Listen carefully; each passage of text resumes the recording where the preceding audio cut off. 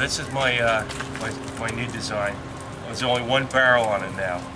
No inner barrel, no heat exchanger as far as a barrel in a barrel. This is Lewis, everybody.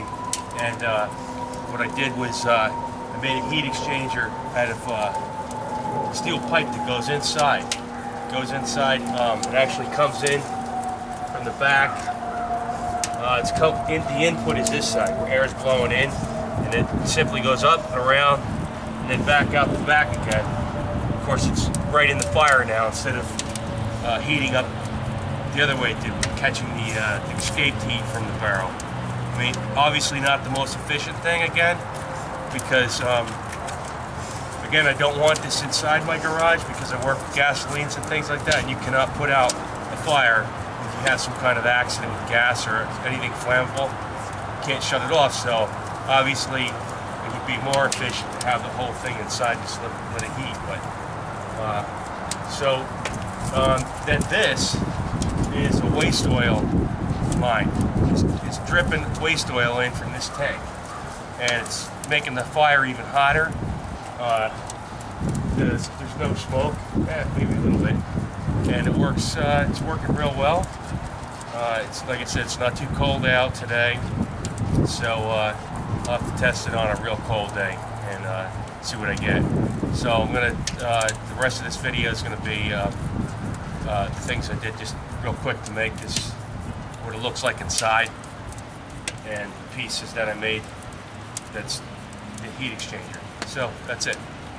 So real quick, here's the back of the barrel, and like I said, I did this removable hatch in the back, so possibly in the spring I take the heat exchanger out and put hot water coil in for heating the pool. Now here's, let me switch over a little bit. Here's how hot this sucker's getting. You can see that if it's actually getting into like where it's over fire, so that means it's really hot, and I can feel it, like how hot it is just being right near it. So you know what I could do is I could turn off the oil, because there's wood and oil burning in there. I could just burn oil if I want in this thing. Just, you know, slow drip with into that frying pan that's right there, and that you put like some cotton in it or something, or some rags, cotton rags, and let it drip into there, and it just keeps burning like a wick. Alrighty. So here's what we got on the inside. No different really than the other setups I had, except for I went back to the 4-inch blower, and instead of this larger, I think 6 inches. And just merely because that's the size of the heat exchanger I put inside the barrel, and the temperature, it's not even up to full burn yet, but it's hot, and I mean it starts to feel uncomfortable, like burning uncomfortable. So it's not really a cold day. It's probably about 40 or something like that, a little over 40. So it's not really the best day to test this. Plus, you know, this garage has no insulation, so it just, you know, that's the next thing I got to do. I did put some sheetrock on the ceiling to keep it from going straight up the heat loss into the peak. But you know, I'm gonna do something with insulation. So that's you know, of course, I'm gonna go into how show you how I put this together.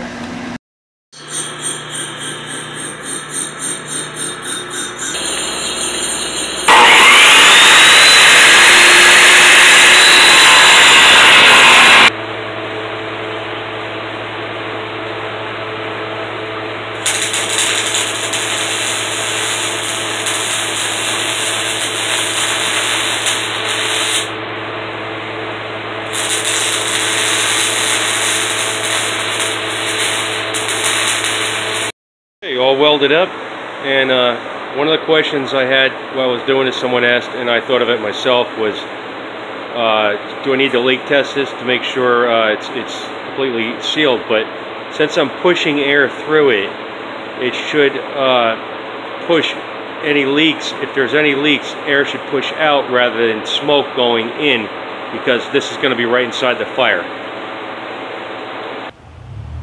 Okay, so you can see my old stove design that has the smaller tank inside that larger 55-gallon tank, where the 55-gallon tank is simply just a heat exchanger. The fire's not in there, and so that works. But what I'm going to try to do is, you know, as I've been saying in this video, is I'm making a stove out of a full-size barrel without the heat exchanger being on the outside of the barrel that's burning the fire.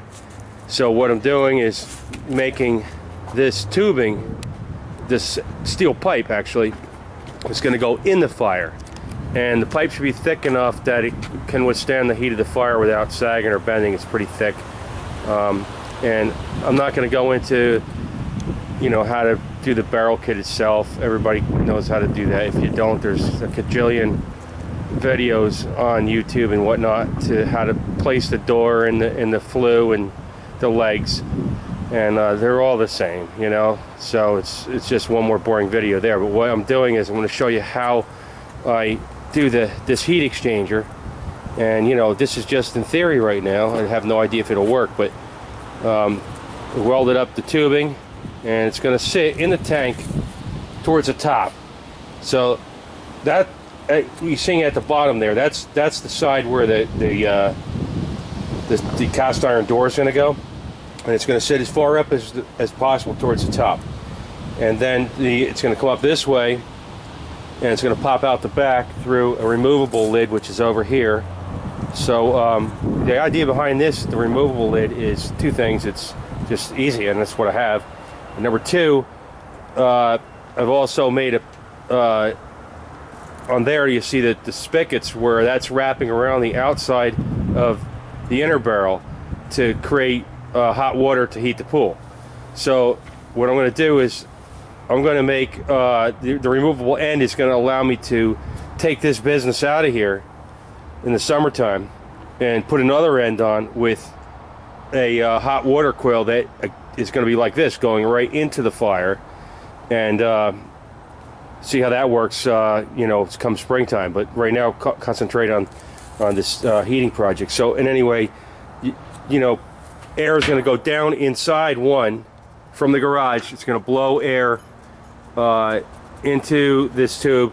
And again, I first started out with this one with a one tubing and a suction line, where the fan on the inside was sucking the air out of the heat exchanger. And what I found out was two things. It was grabbing a little bit of smoky air, and it also put the fan into thermal shutoff.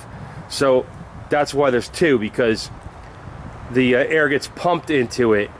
So in other words, it's taking air that's room temperature out of this pole barn, bringing it down. I think it's coming in this hose here, picks up the heat from the barrel and gets pushed back into the garage, so it doesn't go through the fan on the other side, causing the thermal shutoff. So the same thing is going to happen here. It's going to go down in this tube, or whichever tube, either one, doesn't matter, gets pumped back out the other side and into the building.